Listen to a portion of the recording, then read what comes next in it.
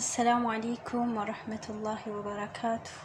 أردفتوتا فاطمة أروموتوب أكم جرتو نجينكو بكم جرتن هندتي سناق أقبو سنجتشا نيارا وين توكون سني في قبديدو في اساس سنتنا غرسيسا أكاتاتيني حالة سلبات هيني ميشا وكينمو قدا نياتا توجيني في الدنياني ميچو دندينيو على سلبا في على بريدة تاني أكاتا على كل قبونا كمتيني ميچو دندينيا سجدو يارا وجنين لالا وان قدر رابرچو دندينيا وروني منا عربا كيس هجنو بتلي وروني جچودا منا نما كيس دلقنو جچودا الراتي برنوت argachuu dandeenya jedhe waan yaadee fi anillee baay'ee waan irraa kanaaf anillee siniin ga'uuf yaadee YouTube kana akkuma seentaniini like share subscribe gochuudhaan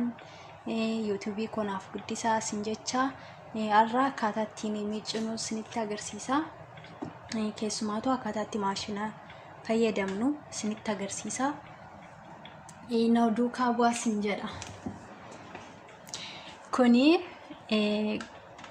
meeshaa kan ittiin miicanidha askanatti saanii daradarra askanarra saaniidha kan tarreessinu gara gubbaa kanatti immoo burcuqqoo fi waan akka burcuqqoo akka finjaalaa waan adda addaa isa kana keessa immoo fal'aana keessa naqna jechuudha akka maankiyaa eshi askanatti saamunaa askana keessatti naqna tole amma akkaatattii miicuun sinitti agarsiisa yeroo hedduu ani yaalan fayyadamuun meeshaa akkuma itti nyaatameen keessattuu meeshaa akkuma nyaanneen saamunaa utoon godhin waan tokko ituun godhin haaluma kanaanin daradaras keessatti tartiiba godhee sanaan booda kanatti cufee saamunaallee asitti naqee achumaanini itti cufee ibsaatti bana jechuudha akka naaf hojjetuuf garuu suni dogongoradha anis hamman barreetti duraanii jechuudha baay'ee na rakkisa ture haala kanaan nyaata akka itti nyaanneen akka irratti itti fayyadame meeshaa kana as keessan gashaa sun immoo sirrii miti yoo as keessa gashuu barbaanne jechuudha dura ofii keenya saamunaadhaanii sirriitti rignee irraatii baasuu qabna nyaata faa waan tokko waan irratti qabatee jiru saamunaadhaan ofii keenya harka keenyaanii irraatii micinee gadhiisisuu qabna jechuudha dura sanan booda immoo haala irraatii gadhiisifne kanaanii saamunaa goonee booda kana keessa naqna kana keessa kan jiru bishaan ho'aatu jira bishaan ho'aa sun immoo vaayirasii garaagaraatii fi jarmiilee garaagaraa irraatii ajjeesuudhaaf illee baay'ee barbaachisaadha bishaan ho'aa waan ta'eef as keessatti nama hin dhibu jechuudha amma immoo sa'aatii dhukkubni covidii kunillee jiru kana keessatti bishaan ho'aadhaan meeshaa miicuun baay'ee barbaachisaadha kanuma wal qabatee ammallee yeroo biraachuudhaaf fooxaadhaan irraa goskuu nun barbaachisu meeshaa kana haaluma miiccinee deebineen gaafa daakee yaani bishaan kuni irraatii dhiqee irraa lollee bishaan kana sirriitti dalagee ofiisaa dhaabbataa jechuudha sa'aatii 2 gochuu dandeessu sa'aa 3 illee gochuu dandeessu daqiiqaa 45 haaluma isinitti toleeni itti fayyadamuu dandeessu ani kanin fayyadamu yeroo hundumaa daqiiqaa sa'aatii 2 fi daqiiqaa 15 fayyadama baay'ee bareedaadha sirriitti irraatii bareecha gaafanii xumurummoo gaafanii hojjetee dhaabbatu gaafanii jechuudha ibsaan sarraatii dhaamu jechuudha gaafanii daqiiqaa fixu xiqqoo ishee akkas baneen kaa'a jechuudha gaafan banee kaa'u irraatii qilleensitti galee bishaan sarraatii gogsee akkuma nama jechuudha fooxaatiin irraatii gogseetti bareedee taa'ee na eega achumaan fuudheeni wayitti fayyadama bakka isaatti tartiiba godha jechuudha haala salphaatiin jechuudha utuu fooxaadhaan irraatiin xaawiin utuu waan tokko hin godhin gogee nu eega jechuudha hojiilee nuuf salphisaa baay'een nama gargaara jechuudha. Warroonni kanatti fayyadamtanii akka haala kanaan akka itti fayyadamtanii siin jedha. Amma nan jalqaba jechuudha. Kameraa koo bira fuula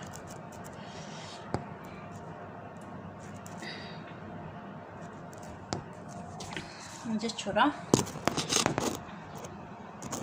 Mul'ataa jira.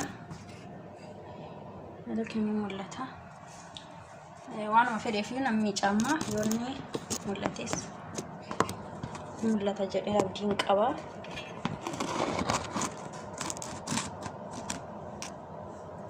Mul'ata jedhee abdiin qaba. Bismillah. Mobaayilii waan ta'eef baay'ee nama rakkisa.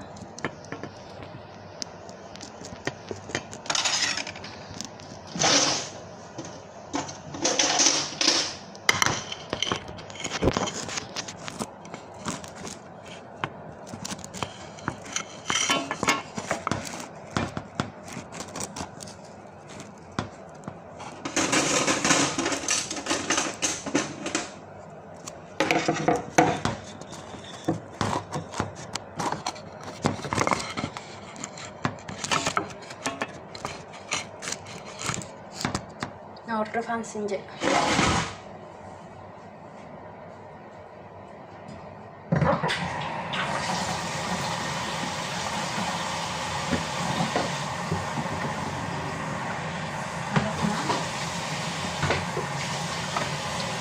Haala kanaan meeshaa kana miiccannaa.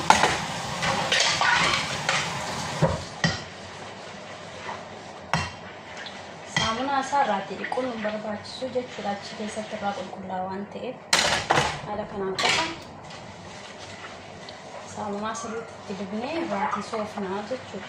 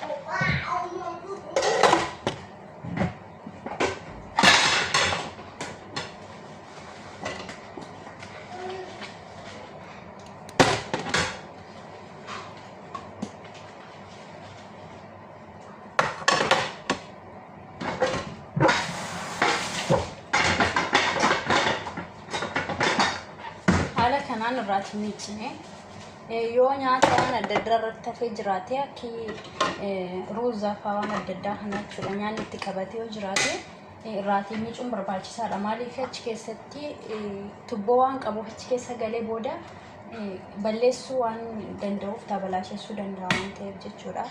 Haala kanaanii as keessatti saamunaa qofa qabaachuu qaba malee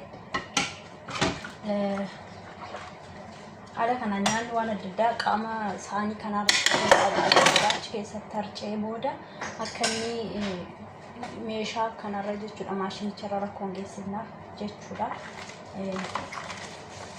Kanaanii jechuudha.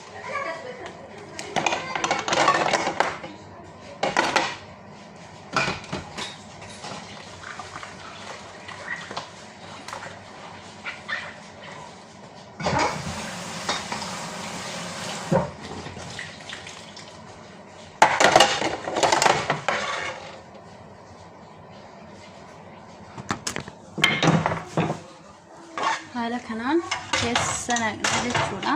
Oma gabaabduun sinitti agarsiisa. Daqiiqaan illee deemaa waan jiruuf haala kanaan haala kanaan keessa dardarra jechuudha. Saanii dheeraallee keessa gochuun hin barbaachisu. Saanii wanneen akka kanaa alatti miicuu barbaachisa jechuudha. Booda kanatu naanna'uu dida.